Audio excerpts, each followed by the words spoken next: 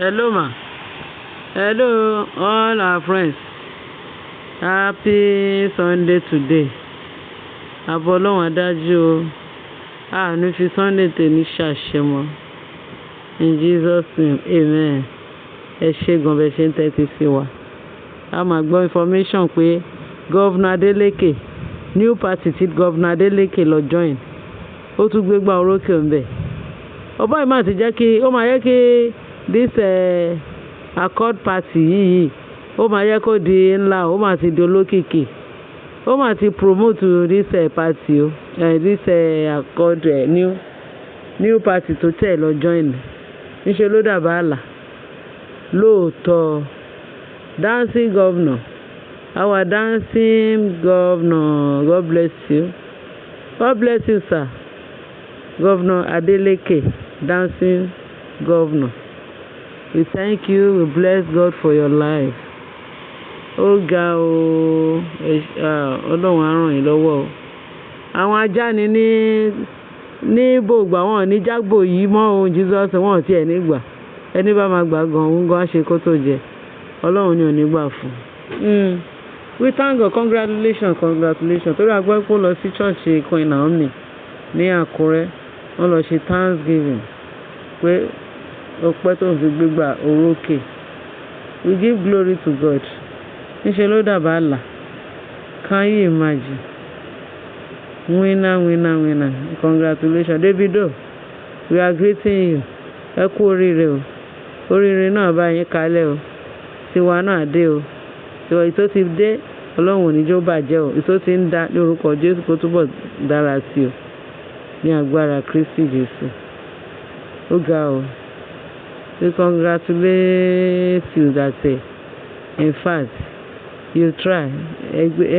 Ẹ kó gojá. This new governor.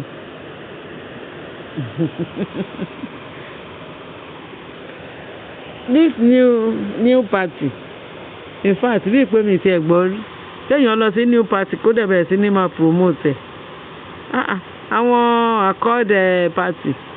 What a wonderful stranger tẹ rí gbà mẹ́yìn. Ẹ dẹ̀ gbà, Ọlọ́run dẹ̀ ṣe fún yín.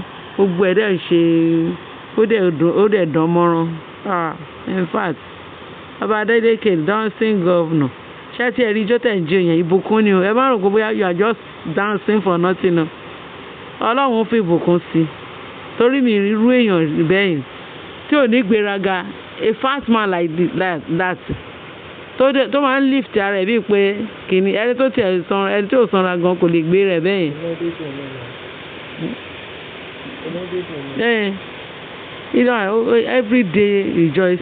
Everyday rejoicing, mi irú ẹ̀rí. Kò ṣe gbéraga, very nice man. Can you imagine? Tó bá ti ń rẹ̀, tó bá ti ń jó báyìí, gbogbo èèyàn máa rẹ́rìn ni. Àwọn máa ń wà, ọmọ mi tẹ̀ máa ń wò bí ìgbà tí èèyàn ń ṣe competition dancing, whereas inú ẹ̀ kàn máa ń dùn ni. Ó ti jú.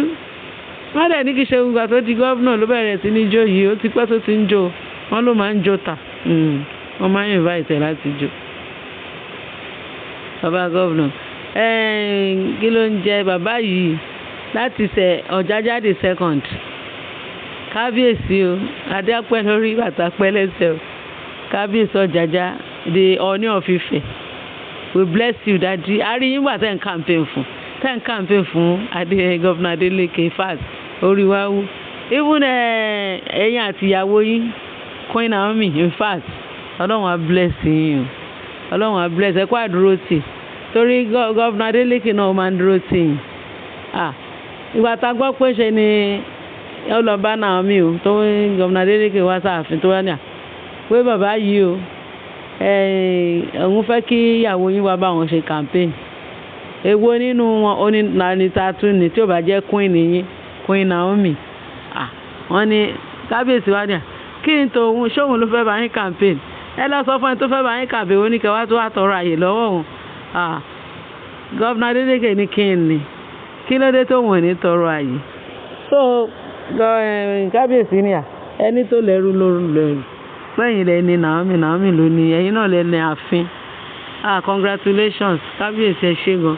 Àfìgbà tá a tún rẹ́yìn náà tẹ̀ tó wá bẹ̀rẹ̀ sí ní campaign fún gọ́vnà Adeleke. Ìjọ yẹn báyìí ó lágbára o. Ẹ ṣé gan-an ni. God bless you sir. God bless you sir. Inú wa dùn o. What a wonderful miracle kìíní lélẹ́yìí. Níṣẹ́ lọ́sàn-án yìí la rí bàbá gọ́vnà Adeleke tó kí ijó mọ́lẹ̀. Tó kí ijó yẹn mọ́lẹ̀. Ijó yẹn wọ́n tún fi another style sí. Ga o. Olúwa ṣeun. Olúwa ṣeun. Wọ́n náà wá sí church Queen Naomi wọ́n á ṣe Thanksgiving. Wọ́n ní ìdùnnú ṣubú láyọ̀. Ìdùnnú ṣubú láyọ̀ lénìí. Mo bá yín dúpẹ́, mo bá yín dúpẹ́ o. Gọ́vnà Adeleke gan, mo bá yín dúpẹ́. Congratulations lẹ́ẹ̀kan sí. This is ó cause a celebration. Lágbára Kristi oyè yẹn á mọ́rí. Second tenor yín tẹ́ fẹ́ lọ lágbára Ọlọ́run. Ọlọ́run á fi ìbùkún sí. Ẹ túbọ̀ ṣe ju tàkọ́kọ́ lọ. Torí a gbọ́ pé ẹ ṣiṣẹ́ ní state yín. Wọ́n ní ẹ ṣiṣẹ́. Yàtọ̀ sí àwọn governors tọkàn fẹnu jẹ́ governor. Wọn ò ṣe nǹkan kan. Wọn ò ṣiṣẹ́ rárá. A rí wọn. Wọ́n kàn fẹnu jẹ́ pé party kan dà wọ́n pé kẹ́jà fi orúkọ bọ àwọn party yẹn láṣìírí. Gbogbo wọn bẹ́ẹ̀. Wọ́n ròyìn pé ní Abia State. Ìyẹn lágbára o. Wọ́n ní Abia State pé tẹ bá rí gbogbo Abia State wọ́n ní second London ni o. Àbí second America wọ́n ló lágbára. Àwọn èèyàn kan tiẹ̀ lè sọ pé káwọn kó lọ sí Abia State. Káwọn ló máa ṣe kíní. Wọ́n ní àwọn old people tó wá ti pé 70 years 60 to 70 years wọ́n ní gọ́vnà yẹn máa ń sanwó fún wọn. Ìyẹn gọ́vnà àbí àwọn náà máa ń sanwó fún àwọn àgbàlagbà ń bẹ̀. Gbogbo everything wọn ní àwọn student bọ́ọ̀sì tó wá gbé wọ́n ní bọ́ọ̀sì anybody kan máa ń wọ bọ́ọ̀sì free of charge. Wọ́n ń sanwó nílùú yẹn l'Abia State. Nígbà mo gbọ́ ṣe mo lanú lẹ̀ pé wọ́n láwọn kan tiẹ̀ dídì lọ sí Abia State pé àwọn fẹ́ kó lọ síbẹ̀. Bẹ̀tẹ̀ owó ilé yẹn ló wá hàn wọ́n lé mọ̀. Wọ́n lówó ilé bẹ̀. Wọ́n ní náà wọn ò dẹ̀ ń lọ. Ìlú tí náà dẹ̀ ń lọ tí gbogbo ẹ̀ dẹ̀ ṣe pọpọ ṣìṣì bẹ́ẹ̀ yẹn. Ẹ mọ̀ pé owó náà ó máa ga sókè. But nevertheless téèyàn bá tẹ̀ fẹ́ sanwó. Téèyàn bá tẹ̀ jẹ gbèsè ó mọ nǹkan tóun fi torí ẹ̀ ń jẹ gbèsè ó máa gain ẹ̀. Bẹ́ẹ̀ ni. So kí ṣe yẹn là ń sọ. Ìta ń sọ ní pé kí gọ́vnà Adeleke ó ń ṣiṣẹ́ takuntakun ní Ọ̀ṣun State. Ó ń ṣiṣẹ́ gan-an.